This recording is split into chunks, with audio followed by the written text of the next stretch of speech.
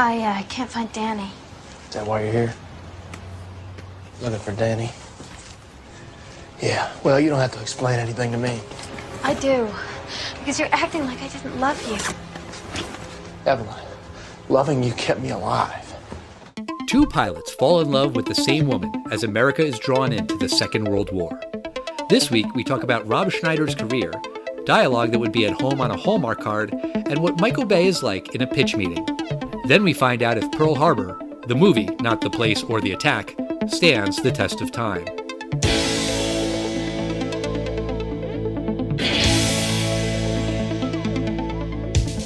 Test of time, James and Alan have their say. Do the movies you love still hold up today?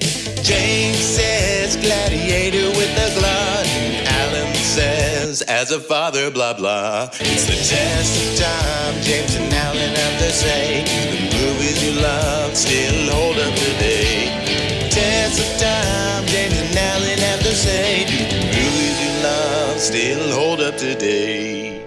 Hello, everybody, and welcome to the Test of Time podcast.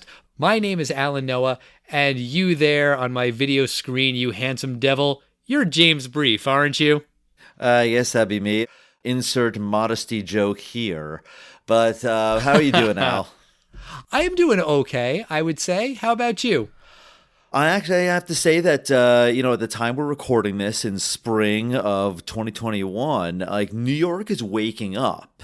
Everything's starting to get nice and warm. And because of the pandemic, there is endless outdoor sidewalk eating. And, now that I'm vaccinated, I've gone out to restaurants and you could really see that things are picking up and you're happy to see this. Yeah. Have you done indoor dining yet or still only outdoor? I did. And the indoor place, we happen to have kind of a secluded table. It's CDC guidelines. You can go into a restaurant if you're fully vaccinated and, it shouldn't be an issue as long as the restaurant is following the CDC guidelines themselves. It's funny. Courtney and I went out 2 weeks to the day after we were vaccinated, and we went to this restaurant that they had indoor seating, and it was totally empty. I mean, you would have been way more than 6 feet apart. But they also had this beautiful outdoor space, and it was this beautiful night. And it was well, we could eat inside, but that seems like a missed opportunity. Pandemic or not, eating outside, on a nice night, I feel like that's always better. I happened to eat one time in an indoor restaurant. Yeah, our table was secluded, but I'm same as you. I will pick an outdoor restaurant on a nice night. Go for it. Hello, outdoor seating in Manhattan. It's very nice. Yeah. And I hope a lot of the restaurants that have created these outdoor spaces now because of the pandemic keep them, if they're able to. I mean, obviously some places won't be able to, but it's a nice thing. But what's less nice than eating outside is watching a movie directed by Michael Bay. I object. Do you? Yes, of course I do. I mean, look at the guy's film history. He was a music video director. He directed a bunch of famous videos. Such as? Meatloaf, I Would Do Anything for Love, but I Won't Do That. He did Play That Funky Music by Vanilla Ice. Oh, yes, the classic. Oh, yeah, sure. Right. He worked with Tina Turner, Lionel Richie, Wilson Phillips. He got his shot at doing an action film. And, we've talked about this film already, Bad Boys. And he hit it out of the park in terms of making money. Bad Boys actually did okay. And then The Rock came, which we reviewed, and I really liked The Rock. I thought Bad Boys was fun. And then Armageddon, I actually stood by Armageddon and said that it stood up. Even though I said no to Bad Boys Standing the Test of Time, I still liked it. And I certainly think he got better with The Rock. And, I do like The Rock more than Armageddon. I mean, I have said no to all of the Michael Bay movies we've done on the podcast in terms of do they stand the test of time? Bad Boys 2, The Rock, Armageddon, none of those movies stand the test of time. What will I say about Pearl Harbor? Well, you'll just have to keep listening to this episode to find out. But we're talking about the movie because it's the 20th anniversary. I saw this movie in the theater. You said that you had never seen it, right? That's correct. I'd never seen this film until I just watched it now. And you said you watched it with your girlfriend and she liked it. Is that right? Yeah, she had seen it like years ago and she remembered really liking it. Gotcha. Okay. She also had a crush on the two male leads, big time crush. Ben Affleck and Josh Hartnett, a.k.a. Josh Hotnet. This isn't really a story, just a thing, but I've talked about being a page at Saturday Night Live. The very first episode that I was a page at SNL, Josh Hartnett was the host. He is a good-looking guy in person, or he was in 2001. I was probably a lot better looking then, too. But he was also very friendly, very nice, chill guy. Al, you are still so hot. Why, thank you. I mean, obviously, I know that, but it's weird if I say it. But thank you for saying it. I appreciate the compliment. So the movie is obviously centered around the attack on Pearl Harbor, and it centers on boyhood friends Rafe McCauley, played by Ben Affleck, and Danny Walker, who's played by Josh Hartnett. Rafe and Danny are pilots in the early days of World War II. Rafe falls in love with a nurse named Evelyn, played by Kate Beckinsale, but is then sent to fly with the British, where he is presumed killed in action. Rafe and Evelyn, who are stationed in Pearl Harbor, are heartbroken about Danny's death, but they soon start dating, which makes things super awkward when Danny shows up, very much alive. Awkward. Yeah, but their love triangle isn't their biggest problem because the next morning, the Japanese attack Pearl Harbor. Danny and Rafe are then sent on a dangerous retaliatory strike where their chances of survival are slim. And I did just want to point out one quick thing. Kate Beckinsale plays the female lead in this movie. Last week when we mentioned the movie, you said that you knew it starred Ben Affleck and Josh Hartnett and Liv Tyler and Cuba Gooding Jr. And I didn't correct you, and you know how much I love correcting you, but I didn't correct you because I thought it was Liv Tyler. I guess I had just mixed it up with Armageddon, like the other Ben Affleck, Michael Bay movie. Yeah, that's what I was thinking. I had never seen the film. Maybe she's on the poster in a small amount. The only thing I remember about the poster was it was Ben Affleck and maybe Josh Hartnett in very World War II, soldier, these are greatest generation boys. Exactly. Yeah, they definitely played into the look. So I feel like this was a pretty big hit when it came out, right?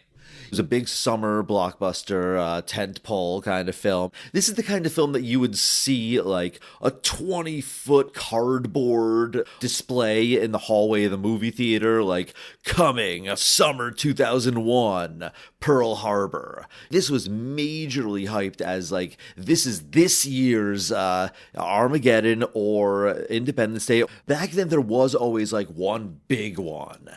And at a $140 million budget. And it opened at number one with $59 million, knocking Shrek off the top spot. And it was actually number one for 2 weekends in a row. The second week it was out, the first week in June that year, it managed to fend off the debut of Rob Schneider is The Animal. Oh my God, that was a real thing. I completely forgot that movie existed. Oh, yeah. It was Rob Schneider was the hot chick, and Rob Schneider is the animal. Rob Schneider, good for you. Are they paying $3 million for each of these films? Cash the check and say the lines. Yeah. I mean, unless he's going for high art. But if you're not, cash that check and do Deuce Bigelow, male gigolo. Every one of his films, it was Rob Schneider is some schmo who's accidentally, what is the opposite of a schmo? A hot chick, an animal, or a gigolo? I guess. Listen, he cashed in on what he had, and good for him, I guess. But, it actually wound up only grossing $200 million domestically And opening at with $60 million, really it was kind of like a 3.5-ish multiplier. It did gross $450 million worldwide. So, a movie like this, it's really hard to know the exact budget. It's been reported at $140 million, but if that's the production budget, not all the marketing, like someone paid for that huge cardboard thing that I saw in probably the Kips Bay Theater. And I remember at the time that the film, it did not get good reviews. And right. Yeah, this film came out at a time that I was trying not to see every movie because, movies were expensive or, relatively, and I didn't have much money. So this was a film I skipped, and this was not a film that you want to rent at Blockbuster. It just drifted away, and I never saw it. Just like you probably never saw this since the movie theater, right, Al? Right. So I did see it in the movie theater. And when Aaron Newman was on for Bad Boys 2, we just kind of mentioned that we saw it in passing. But the story is that somewhere during this movie's 3-hour plus runtime, I was so mad that we had paid money to see this movie because, like you said, we were 21 years old, just out of college, broke, and we had all paid good money to go see this movie at Aaron's suggestion because Aaron loved Michael Bay, and there were like 6 or 7 of us, and my solution was something horrifically immature.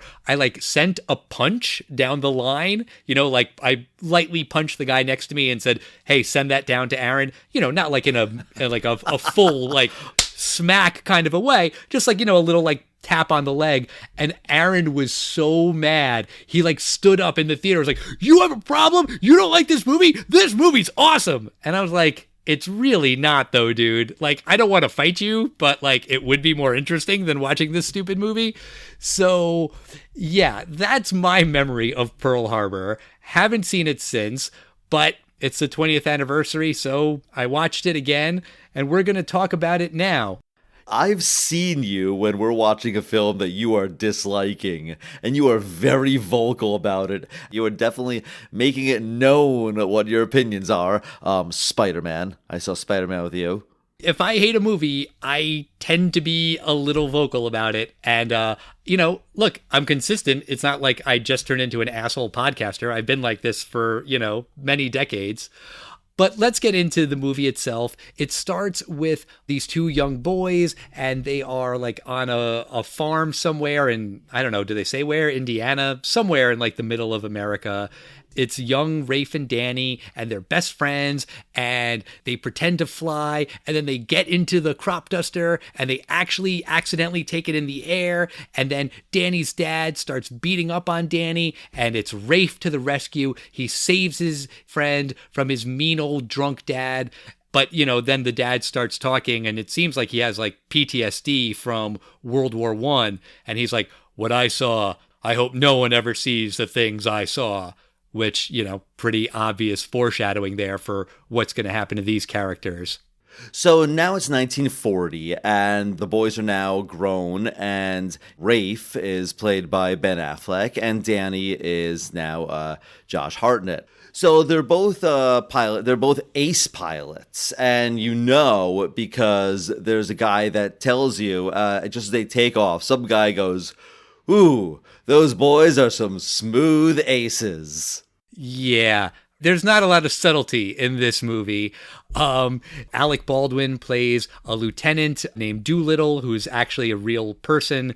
But then we quickly get into the love story, and this woman, Evelyn, is telling the story to her friends about how she met this real dreamy guy named Rafe, and she is a nurse, and Rafe was doing the test, the medical pre-check or whatever, and he should have failed his eyesight test, not because he has bad eyesight, but because he's dyslexic. I assume they didn't have the word dyslexic back then. He keeps saying that he just gets confused with letters. But he begs her to pass him, and she does. And then he wants to talk to her more because she's pretty and he likes her. And so he goes to get an inoculation, even though he already had the inoculation. And it's just really, really terrible dialogue where he says, I really lick you. I mean, like you. Guffaw, guffaw. But then he gets like this extra shot that he didn't need, and he passes out and like slams his face into like a medical tray. Then they go out on a date, and he's got this big bandage on his face, and then he's opening up some champagne, and then the champagne pops in his nose, and he's like, oh, it hurts so bad. And then he's like, you're so beautiful, it hurts. And she says, I think it's your nose that hurts. And he says, I think it's my heart. I mean, this is like dialogue from a Hallmark card. It's so bad. It is obvious to me, I don't know about you, but it is obvious to me that this film was pitched as Titanic, but set in the backstory of Pearl Harbor instead of the great tragedy of the Titanic. Yes, that definitely seems like the case. It's Titanic meets Top Gun, kind of. Right. I mean, when something like 1997's Titanic comes along and makes more money than any film had ever made in history, you can't really do a Titanic 2, even though there was a Titanic 2 made for DVD, not affiliated with the actual film. But since you can't do a franchise on that, you basically try to replicate it. And it's obvious that this is the build-up to what is obviously coming, which is the attack on Pearl Harbor, which is going to be the climax of the film, presumably. And this is a love story, just like Jack and Rose on the Titanic. Right. I think the main difference is that Leonardo DiCaprio and Kate Winslet are much better actors. Also, I believe the dialogue was much better in Titanic, though to be fair, I haven't seen that movie since, I don't think, 1998. We'll review that at some point. But I definitely hear what you're saying. I definitely think this was trying to ride the wave of the Titanic. That's probably a terrible analogy, but you know what I mean. Like, they were trying to go for that kind of thing. And, obviously Rafe and Evelyn, they fall in love, but then Rafe goes to the British Air Force to help them out because at this point, America is not involved in World War II. Everyone kind of thinks that America will get involved, but as of right now, we are not. And so we are sending some pilots to England, apparently. I think that's true. And Rafe goes, and, while he's there, he kills a lot of Germans. Every time he, goes to shoot down a Nazi, he says, hammer down, which is, I guess supposed to be his catchphrase. Okay. But he ends up getting shot down. He goes down into the water, and he is presumed dead. So Danny gets the news, and he's the one that tells Evelyn. They're grieving together. It's his best friend, and she was his girl. Right. And they have text on screen that says 3 months later, basically to let you know that they've given it some time. They didn't just hop into bed together right away, the best friend and the girlfriend, but it's inevitable. They end up together. Before they do, I mean, they have this scene where they sneak onto the airfield and he takes her in this 2-seater biplane. I think it's an awesome scene where they're just flying through, I guess it's Hawaii. I thought that scene is fantastic. I mean, it's really well done. I mean, you could see where the budget went in this film. So that was completely against the rules. You can't take government airplanes and gas and everything to fly your girl up. So they hide in this hangar and there's all these parachutes hanging from the ceiling. It's not really explained, but it's kind of there's curtains everywhere. And one thing leads to another. And you know what happens, Al? They have sex. They sure do. And she did not have sex with Rafe. They probably were going to that night before he left, but then he said no. He wanted to have something to look forward to, and he didn't think it would be right, so he didn't. But Danny does. And they become a couple. And at one point, Evelyn is in the bathroom. She's been in there a while. She finally comes out of the bathroom, and then she runs back into the bathroom holding her mouth. And if you're thinking, I bet I know why she's nauseous, you're correct. She read the script for this movie. That's why she wants to throw up so bad.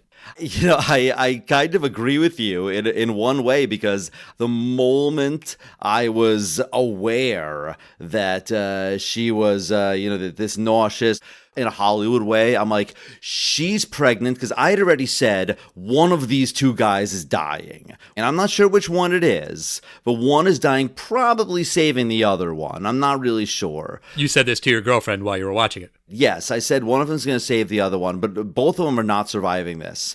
The second she did this, I go, okay, she's pregnant with Danny's son. So Danny, Josh Hartnett, he's dying. Ben Affleck is going to be the survivor, and he's going to raise this baby.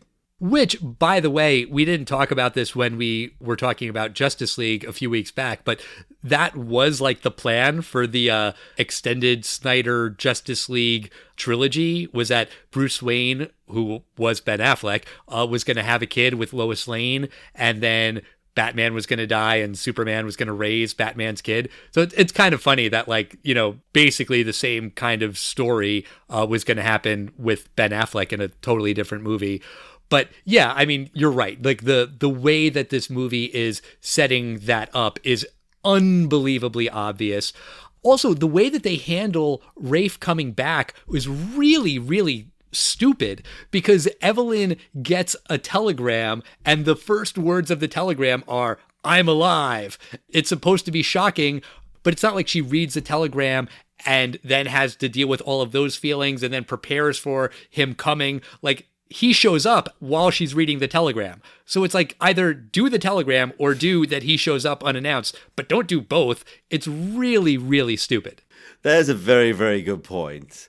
And I do like a lot of the little cuts of this film where they go back and forth between the events going on in Pearl Harbor or with Danny and Rafe and Evelyn.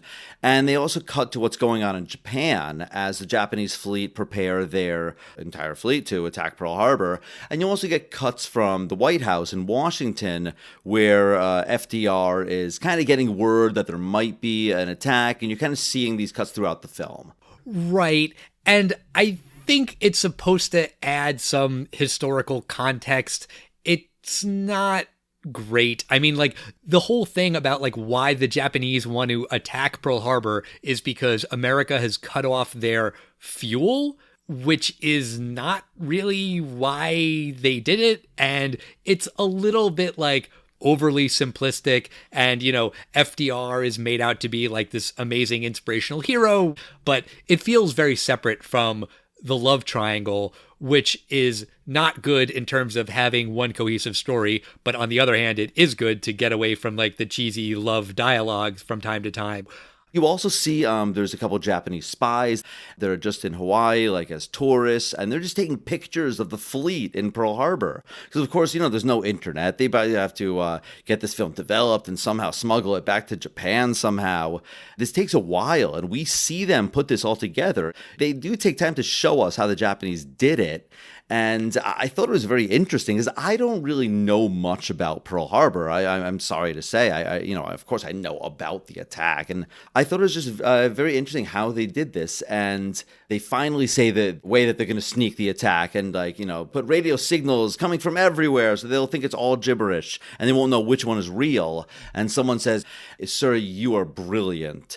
And his reply was, "A brilliant man would find a way not to go to war." I thought that's a good line. I don't know if it's an original line from this film. I like that line. I guess, fine.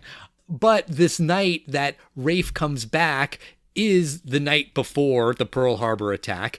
Obviously, they don't know that, but Rafe is so happy to see Evelyn, but oops, awkward, kind of started dating someone else. Who? And then Danny shows up, and then Danny and Rafe get into this big fight. They get drunk, they beat the crap out of each other. They're kind of like talking it out a little bit. They pass out, and then the next morning, the air raid sirens go off.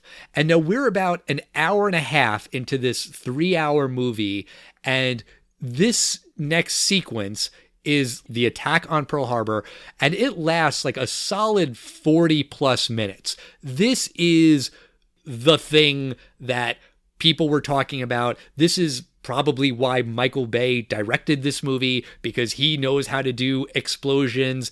And The whole time I was watching it, all I could think of was Michael Bay in a pitch meeting, just being like, okay, here's what's going to happen. There's going to be all of these Japanese planes, and they're going to go like, duh, duh, duh, duh, duh, duh, duh, duh, and then the boat's going to go, and then all these soldiers are going to go, ah, and then this other guy's going to go with the gun, he's going to go, I mean, it's basically 40 minutes of that. I'm guessing you didn't like this. This is based on real reports, apparently. The Japanese fleet flew so low that just random people would just see the planes fly over them. And there's a shot of like a Boy Scout troop or like a Little League team. They're just seeing an entire fleet of pilots flying towards Pearl Harbor. Even there's a shot of one of the Japanese guys telling the kids to like get down or something. Yeah, that's because the Japanese really were only targeting the military base. And later on, there's a shot of them bombing the hospital, which is not accurate. The Japanese didn't do that. They deliberately didn't do that. And so apparently Japanese people were kind of offended that they had that in this movie, that they would go out of their way to target a military hospital. They were deliberately avoiding civilians. But the thing you're talking about of like all of the kids playing baseball who see the plane, and then there's the Boy Scouts who see the plane. It's a lot of like slow motion of people seeing the plane. It happens like 6 or 7 times. They really draw it out of like, these planes are flying low. People are seeing them. They are seeing them in slow motion. Then someone else sees them. They just do it like 4 or 5 too many times. When the bombs start dropping, someone says like, oh, what's that noise? I think it's Danny who says, I think World War II just started. Like, oh God, I thought at least when the explosion started, then we'd get a break from the terrible fucking dialogue. But no. There's still plenty of horrifically cheesy lines throughout the explosions and the bodies flying every which way. Like I had said earlier, I don't know too much about the details. I don't know the historical accuracies of it, but I do know that the USS Arizona, like that was famously bombed, and that sunk. And like 1,100 people died in that sinking, and most of them were kids. I mean, they were like 17, 18, 19 years old, apparently, among most of the dead. They decimated the ground fleet, and these guys came out of nowhere. I mean, it was, the way the film depicts it, a near perfectly coordinated sneak attack. Yes, that is true. Like, it was meant to be a surprise attack, and the Japanese were very successful in the movie and in real life at surprising the people at Pearl Harbor. And I think that what Michael Bay was going for here was realism. Horrible depictions of the atrocities of war in general and this specific attack. But for me, I don't think it works because there are so many things that take you out of it. I mean, at some point on the podcast, when we want to thoroughly depress ourselves, we'll review Saving Private Ryan. That's a movie that shows like the horrors of war, but it does it respectfully. It's unsettling, but like realistic. This just feels like explosions for like the sake of shock value and just seeing like how much carnage you can fit on one screen at once and just having it go on and on and on and on and on. And the dialogue, yes, I'm making fun of it because I'm just being snarky Alan, but also it really does take you out of the scene. It destroys the realism. What do you mean? I'll give you an example. Like when these guys are like in the water, they're struggling to survive, like they're swimming with all of their might, and the guy says, "The current's too strong. It's pulling me back." I'm sorry, no. If you're fighting for your life and you are devoting every single ounce of energy towards coordinating your arms and legs to swim that way, you're not going to stop and yell, "The current's too strong." Who are you saying that to? You don't need to say that. You need to focus on surviving. Then the planes come and they start shooting at the guys in the water, and one of the soldiers says, "They're shooting at us." Why would you fucking say that? Who are you saying that to? Just swim. Just avoid it. Like, it's stupid and it's unnecessary, and that like really hurts like the realism of the scene. I did not get nearly as angry as you did. I thought most of this Pearl Harbor attack was pretty fascinating, actually. You did? I think that, drowning is such a horrible way to die. I thought they really grab you, those shots of those boys. And they actually have a shot of the ship is slowly sinking and the air is getting less and less and less. I was kind of in the back of my mind thinking, and they actually showed it. The guy, he took his last breath, like, this is it. And he held his breath, and he went under, and you presume he died a terrible death 30 to 90 seconds later. I just don't see like what it adds to the movie. It just reads to me as like showing carnage for the sake of showing carnage. And if you want to show gritty realism in a war movie, you can do that, but you really have to take it seriously and really do it right. And I do not think this movie does it. There's also like a ton of different effects that they use of like the haze and then the out of focus and the slow-mo. And like, if you want to pick one of those to show like the disorienting nature of a battle, okay, but don't do like all of them. It just feels like he was going for every trick in the book. I mean, I thought it was chaos. We had different opinions of this scene. I found it very gripping at this point. I actually said at one point to my girlfriend, I said, this movie just started getting really good. And I actually really like these parts. And the actual plot here for the viewer is that Danny and Rafe, they've woken up in the backseat of their convertible and they hear the bombing and they race to a battlefield, and they get to the battlefield just as the Japanese are attacking the airstrip. Right. So Rafe and Danny join the fight by going to this other airstrip that's a little ways away that the Japanese haven't hit yet. They're able to get in the air, and they keep saying like the same military phrases, which also took me out of the scene, where they keep saying like, there's 4 zeros on your 6. And zeros are the Japanese planes, and on your 6 means behind you. And so if there's 4 zeros on your 6, that means there are 4 planes behind you. Why did this anger you? Because they keep saying it over and over and over again. There's 4 zeros on your 6. There's 3 zeros on your 6. Oh, you got some zeros on your 6. Like at one point, Michael Bay heard that and was like, oh, that sounds like a cool military thing, but also something that the audience can follow. So let's say it, I don't know, 20 times? Yeah, sure. They keep talking about, get the 50 cal, the 50 cal, we need the 50 cal. That's the big gun, the 50 caliber gun. Like, it's repetitive and it's stupid, but I guess good for Danny and Rafe. They shoot a bunch of bad guys out of the sky. You're worried that maybe one of them won't make it? No, they both make it. They do okay. Well, one thing we didn't mention is we mentioned Michael Bay, but one of the producers of this film, and there are a lot of producers in this film, but one of them is Jerry Bruckheimer.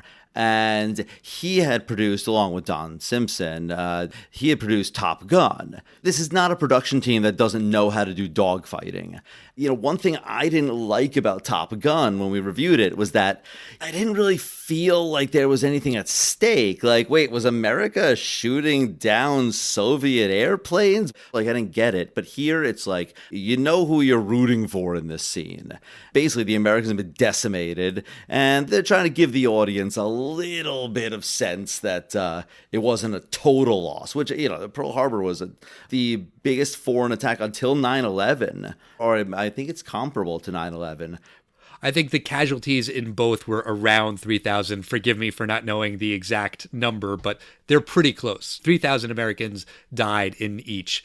Right. So, the way we use 9/11 as this kind of like a unit of tragedy in terms of, how many people died. Like when people were saying during a pandemic, like there's a 9/11 every day of people dying.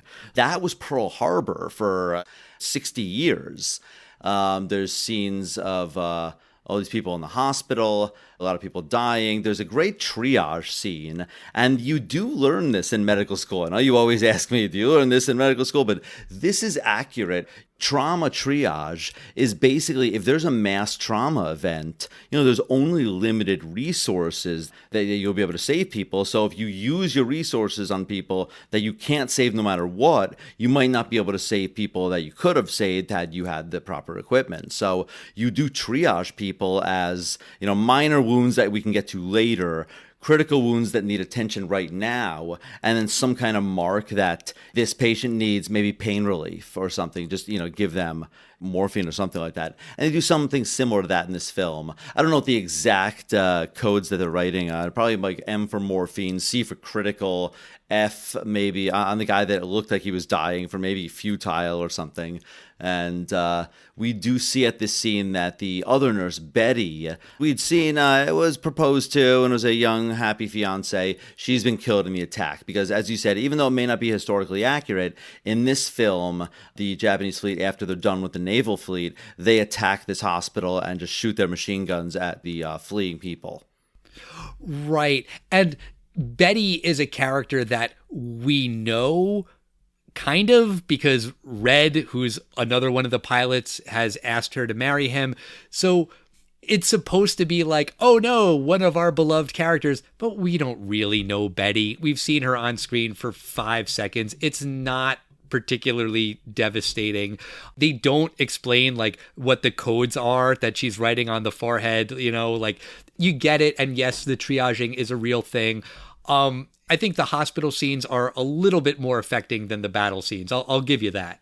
As I said, I'm really liking the film at this point. And there's a scene we have to talk about. That's Cuba Gooding Jr. He plays a soldier in this film. And because, of course, he's African-American, he complains earlier in the film that they don't let him do anything. He's like a cook, or not even a cook. All he does is like shave potatoes with the other black soldiers. And then during the attack in Pearl Harbor, he grabs a gun. And apparently it's based on a true story. So I thought that was a cool scene because, shooting down airplanes, it's a similar shot from the original Star Wars when, Yes. Luke and Han are in the, they're trying to shoot the TIE fighters. I thought that's a great scene. I thought that's pretty cool because it's believable that like these 50 cal bullets could really just decimate the wing enough to make them crash.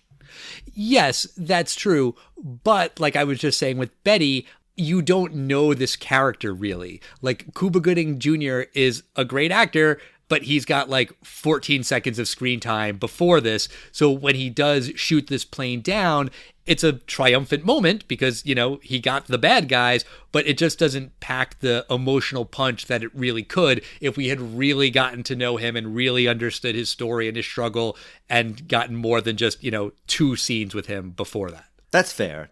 And then pretty much the attack is over because we get a shot of the Japanese leader there. He has declined to send the third wave of the Japanese fleet to attack Pearl Harbor, which seems to be a controversial decision, but he decides we've done considerable damage to the Americans. And he does say the phrase that even though there was a great victory at Pearl Harbor and he's being congratulated, he replies that, I fear we have awakened a sleeping giant.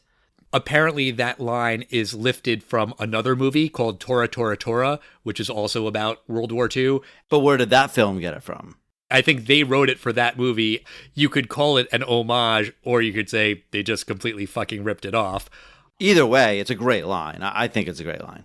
Sure, totally. Yeah, take other better movies and rip them off, and then, yeah, that's a great way to make a movie. Absolutely, just copy and paste from other movies. Why doesn't everybody do that? Although maybe they do. Like if he quotes Ezekiel, just steal that from Pulp Fiction, it might work. No. But now we get to the aftermath. You see this shot of hundreds of bodies floating in the water. And, it's reminiscent of that scene in Titanic where that night you see just like what looks like an endless sea of frozen dead bodies in the water. But here you see them kind of mostly face down, but it's pretty terrible. And there's even a shot of this telegram that comes from Washington, and it says, attack from Japanese imminent. And they're like, thank you, because it's an hour too late. And then we get FDR addressing the nation because, of course, in a movie called Pearl Harbor, you need to have the famous FDR, the date that will live in infamy. And we now know, it's kind of common knowledge, that he had polio or possibly another disease, actually. There's some suspicions it wasn't polio, but he was wheelchair bound or used crutches. But the general public didn't really know this. So I thought it was a cool shot that Michael Bay included of them putting these braces on that were behind the podium to kind of prop him up. I thought that was cool. That, by the way, that is where the first DVD ends. I saw this movie on DVD. It's not on any of the streaming platforms. I rented it from my local library because I refused to give Michael Bay a fucking penny. And because the movie's so long, it's stretched out over 2 DVDs. Right after FDR declares war, that's when you had to change the discs and go on to disc 2. That's very interesting you say that, because you have to have that speech, and I'm kind of thinking, yes, the movie's kind of over here, right? Like, we're kind of wrap it up. Titanic, once the Titanic sinks, the tragedy and everyone dies, they kind of wrap up the movie pretty quickly. Right. But they have this whole extra thing. Whole extra act. It's an entire other act. Yeah, based around this secret mission to attack Tokyo.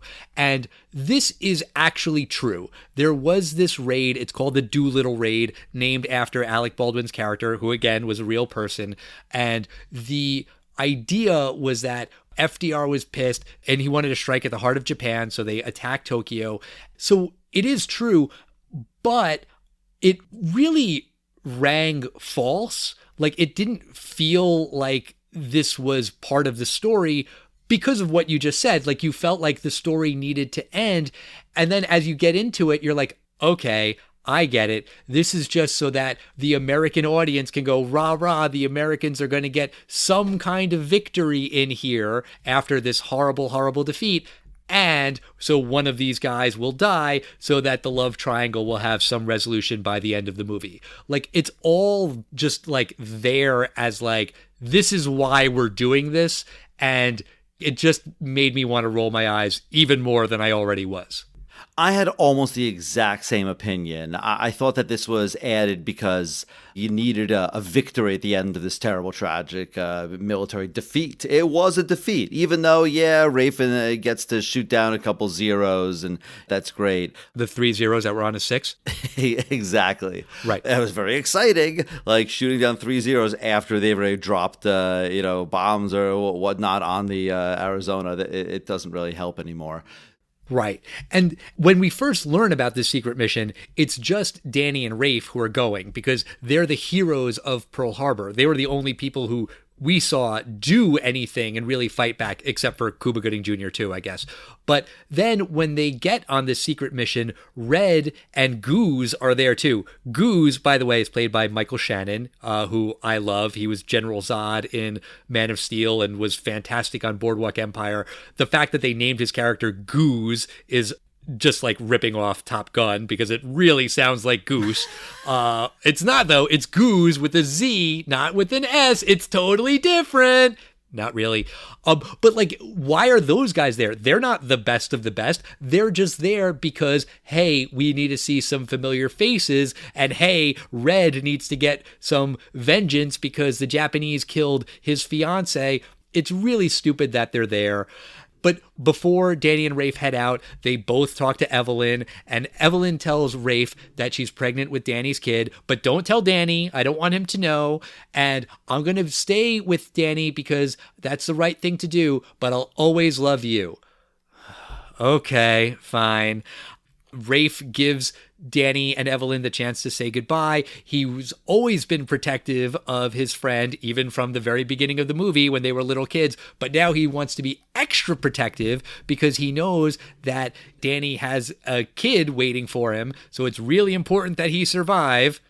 You know how that's going to go.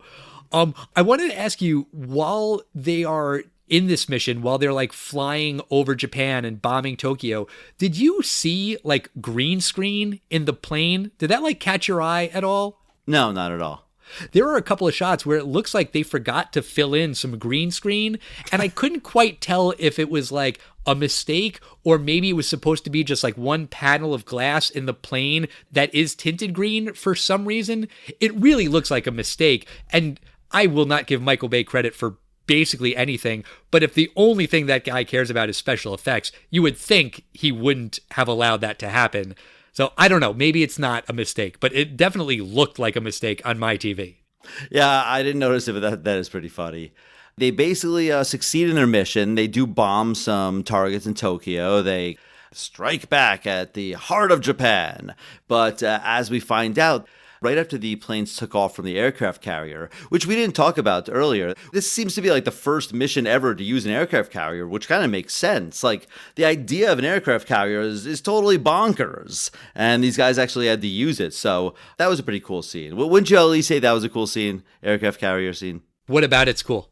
The airplane's taking off from an aircraft carrier. It's cool. James, you do this all the time. I don't understand you. Yes, it's cool that airplanes can take off from an airplane carrier in real life, but just because you see it in a movie, like, so what? They're showing you something that exists. Like, cool, but not really. Yeah, but this one's different because we're watching people that had never seen it before. And we had seen earlier in the test runs, like, you need to take off in whatever it is, 300 feet or meters. I don't know how long a aircraft carrier runway is, but like, they weren't able to do it. And they kind of did a little montage where they were slowly able to get to that takeoff speed. But I thought it was exciting. I didn't. I just thought it was killing time. Like, I've been watching this movie for 2+ hours. I know how this is going to end. I know that they're going to be able to take off from the aircraft carrier. Just get to it already. Come on. I thought it was just dragging it out for no fucking reason. It's all so predictable. The raid goes well enough. The Americans hit their targets, but they crash in China because China is an ally during World War II. But then there are Japanese in China. What are they doing there? I don't know. Not really explained. They're going to kill Rafe, but then Danny's plane swoops down at the last second, shoots the attacking Japanese, saves the day, but then they crash, and Rafe runs over to his friend. They're all taken prisoner, and it seems like maybe they would be taken to some prisoner of war camp or something, but then Rafe is like, I'm going to be the hero, I'm going to save everybody. He grabs a gun, he shoots a couple of the Japanese soldiers, and they are about to fire on Rafe, and then Danny, in his last heroic act, steps in front of the bullets, saves Rafe, but is mortally wounded in the process. He has the Hollywood death scene. He says the most cliche thing anyone can say in a movie as they're dying. I'm so cold. I don't know if people really say that, but I feel like in any movie where someone gets shot, that's the thing that they say.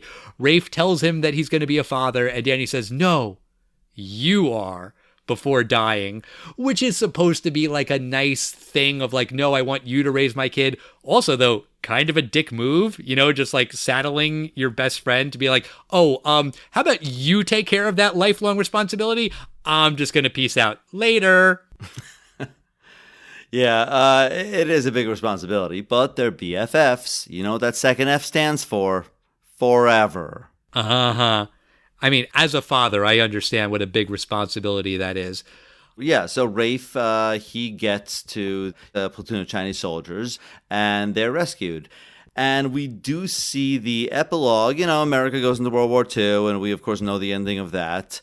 Well, we find out what happens to America in World War II through voiceover from Evelyn. There'd been no voiceover in the whole movie, but at the very end, let's just have Evelyn give the audience voiceover for absolutely no fucking reason whatsoever. Sure, why not? And after she explains that America won World War II, just, you know, a little history lesson for the audience, we see that Rafe is in Indiana or wherever he was at the beginning of the movie, and he's with Evelyn and their son, who's named Danny, after his biological father, and Rafe takes him for a spin in the plane, and the end. Finally, after 3 fucking hours, the movie is over. So, Al, I'm so curious. What did you think? Does 2001's Pearl Harbor stand the test of time? Hell fucking no. James, what do you think? Oh my God. No, I mean, look, it's really fucking bad. It's not about Pearl Harbor. It's like about this love triangle, and then they jam in this 40-minute scene of explosions. It's awful. It's not respectful to the tragedy that was the attack on Pearl Harbor at all. It's a shitty movie. There's a great quote from Roger Ebert's review where he says, Pearl Harbor is a 2-hour movie squeezed into 3 hours, which I just love. That's like so fucking great. If you want to make a realistic war movie about the terrible attack on Pearl Harbor, sure, that can be done. Don't hand that movie to Michael Bay. Just fucking don't. Like, he's gonna fuck it up. You want to give it to Spielberg? Sure. I believe there is a good movie to be told about the horrific events of December 7th, 1941, but this ain't it. This is a garbage movie. It's another shitty Michael Bay movie. I can't blame you, James, for picking this movie. You know, like, I had it on the list because it was the 20th anniversary. Honestly, though, looking at Michael Bay's IMDb, can we just be done with Michael Bay? Like, please? Like, the only other movie that would be eligible is The Island. I don't want to fucking watch that. I don't want to wait a couple years when there's another Transformers movie and we do the first Transformers movie. Like, can we just be done with this fucking guy? He sucks. He makes terrible movies.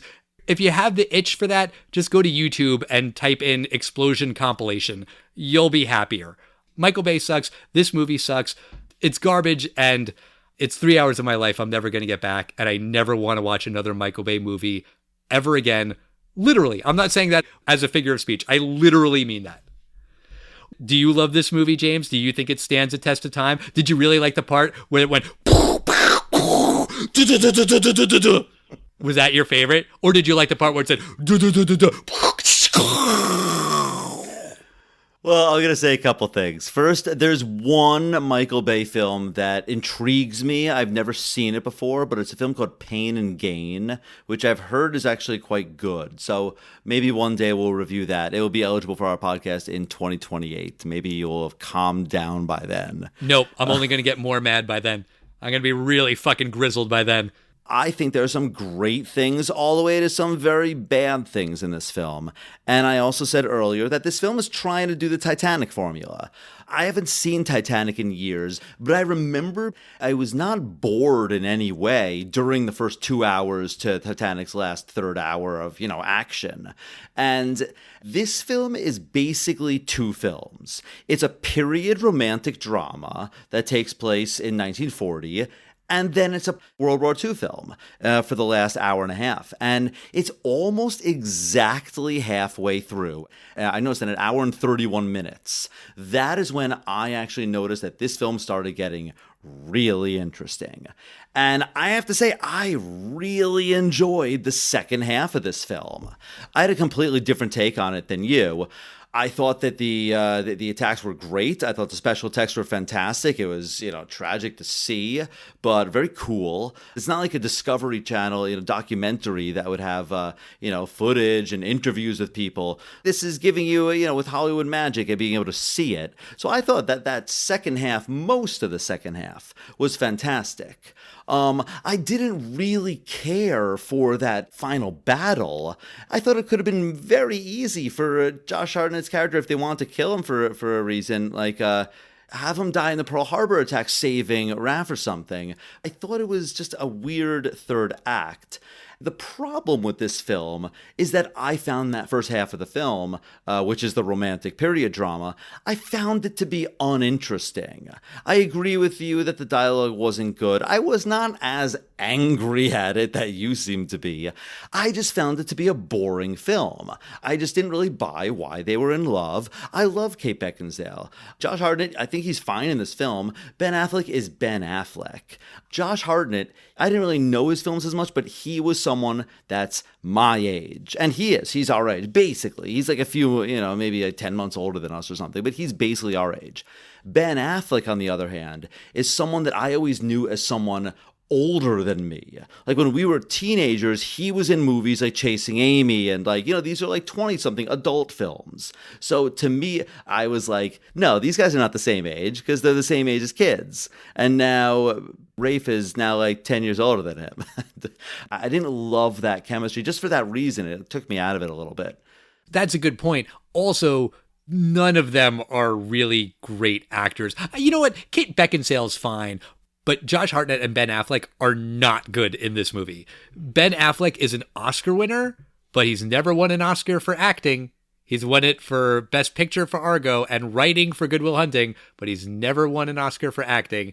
He can be a better actor than he is in this movie, but this movie is not his best work by a long shot. I mean, this is not an Argo level acting Ben Affleck, I'll give you that. But I thought Josh Hartnett was fine. I think Kate Beckinsale is a great actress. And I like Alec Baldwin. He's fun in films. And it's a little hammy, the role he plays. But if you ended this film at the end of Pearl Harbor, The Attack, I would think this is a great film. Started 10 minutes early, like introduce me to a couple guys. But like, I just didn't care about the first part of the film. And then I also really didn't like the ending of this love triangle. Like, oh, my best friend's dead.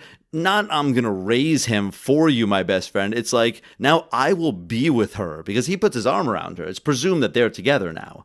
Right. One quick question. You're saying that you like the second half, but you don't like the very end and you don't like the final raid. And so you really don't like half of the movie. You really only like the attack on Pearl Harbor, like that 40 minutes. It's not half. I mean, like, I'm sorry to nitpick on math, but like, it's a 3-hour movie. You're saying you only like that 40-minute section of the attack. Is that right? I absolutely love the attack on Pearl Harbor. I liked a lot of parts of this film. I thought the Josh Hartnett, Kate Beckinsale flight scene was beautifully done. I think all the flying scenes are really fun. He really captures that, like, flying is a new thing to these people, and it's pretty fucking cool. It's almost like a Superman Lois Lane kind of vibe to it, and I thought that was actually pretty effective. I thought that was cool.